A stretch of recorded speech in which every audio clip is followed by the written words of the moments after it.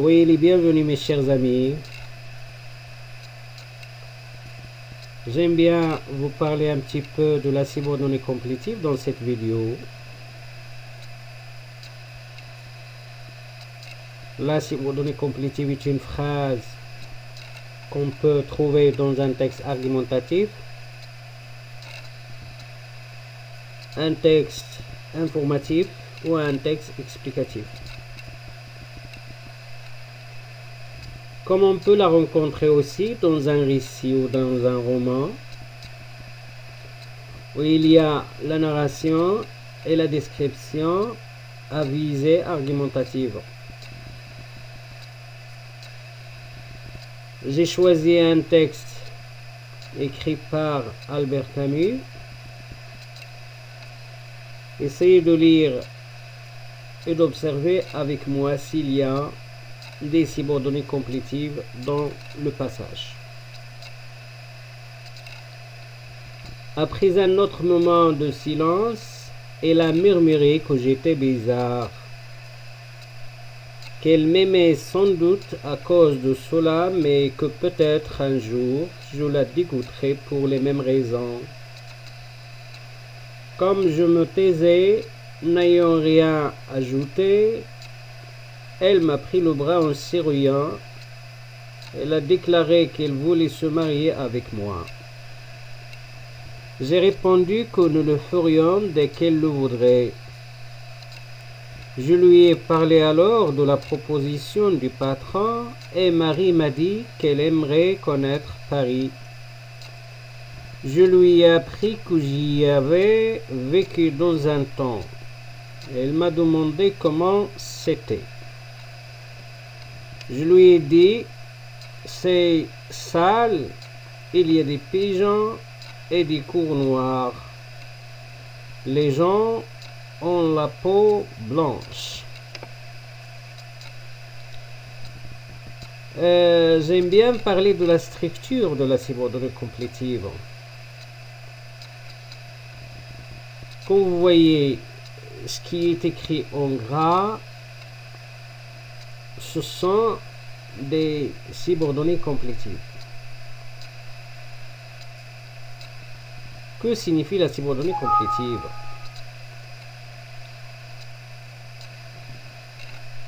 C'est une phrase composée de deux propositions où il y a une phrase principale au début, une subordonnée complétive à la fin. Comme vous voyez, toutes les complétives sont introduites par un mot de liaison qui est la conjonction que. Et de même, ce type de subordonnée s'appelle subordonnée conjonctive complétive. Ça veut dire il est introduite par une conjonction qui s'appelle que. Dans certains cas, on peut rencontrer à ce que.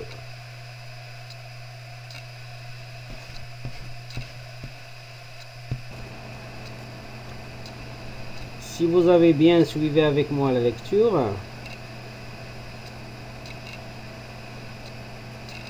rappelez-vous des exemples dans le texte. Voilà un tableau qui les présente. Comme vous voyez de gauche à droite, il y a les phrases principales et il y a les subordonnées complétives.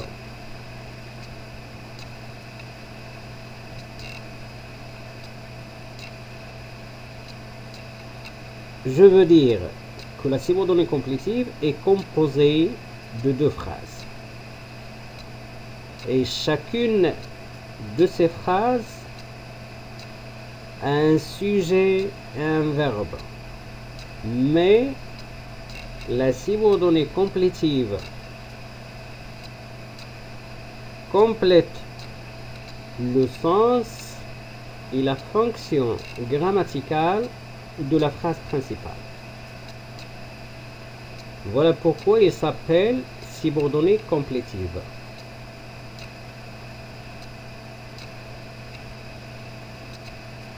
Vous lisez les phrases et faites attention. Il a murmuré. Qu'est-ce qu'il a murmuré? Il a murmuré que j'étais bizarre. Que j'étais bizarre est une subordonnée complétive introduite par la conjonction que. Elle a le sujet je et le verbe être conjugué à l'imparfait,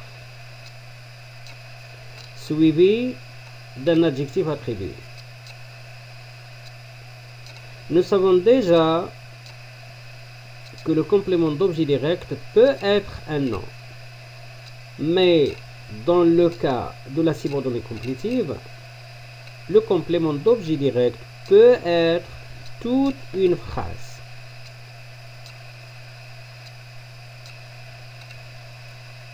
Le même cas pour les exemples suivants. Observez et lisez. Elle a murmuré que j'étais bizarre, qu'elle m'aimait sans doute. Elle a déclaré qu'elle voulait se marier avec moi. J'ai répondu que nous le ferions. Marie m'a dit qu'elle aimerait connaître Paris. Je lui ai appris que j'y avais vécu dans un temps. Mes chers amis,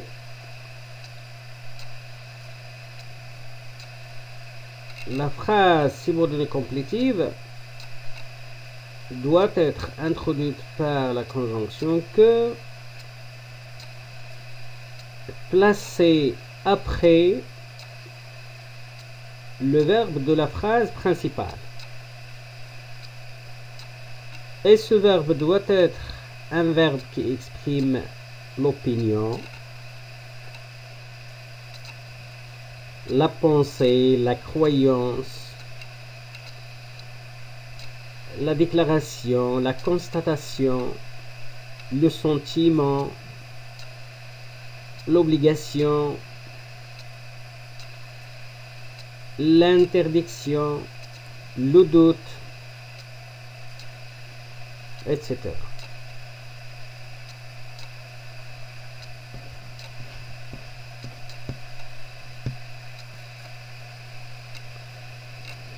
Mes chers amis, la subordonnée complétive a la fonction grammaticale d'un complément d'objet direct ou d'un complément d'objet indirect. Comme j'ai dit, elle est toujours introduite par la conjonction que. La conjonction que est un mot de liaison qui relie la complétive avec la principale. La complétive a un verbe qui se conjugue à l'indicatif, s'il s'agit d'un fait réel, au conditionnel, s'il s'agit de l'expression de condition, ou au subjonctif après l'expression il faut que, qui indique l'obligation, ou bien avec l'expression de doute, le verbe de sentiment et la forme négative de la phrase principale.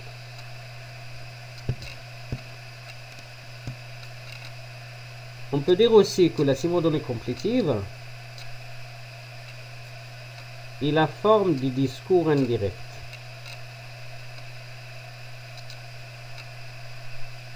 Nous avons dans la principale un verbe introducteur et puis une subordonnée complétive introduite par que. Exemple. Je pense que j'arriverai demain. Comme vous voyez, il y a un futur simple dans la subordonnée complétive. C'est le mode indicatif. Je crois que cela pourrait être important. Comme vous voyez, il y a le verbe pourrait conjugué conditionnel présent. Il faut que tu fasses tes devoirs. Après, il faut que vous avez la complétive. Tu fasses tes devoirs. Le verbe faire conjugué au présent subjonctif. S'il vous plaît, mes chers amis, essayez de bien réviser la conjugaison et la structure de la phrase simple.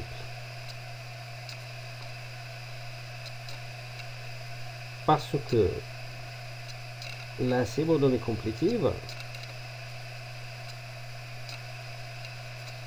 est une leçon de grammaire très importante pour corriger la langue, surtout dans la production de l'oral et de l'écrit, surtout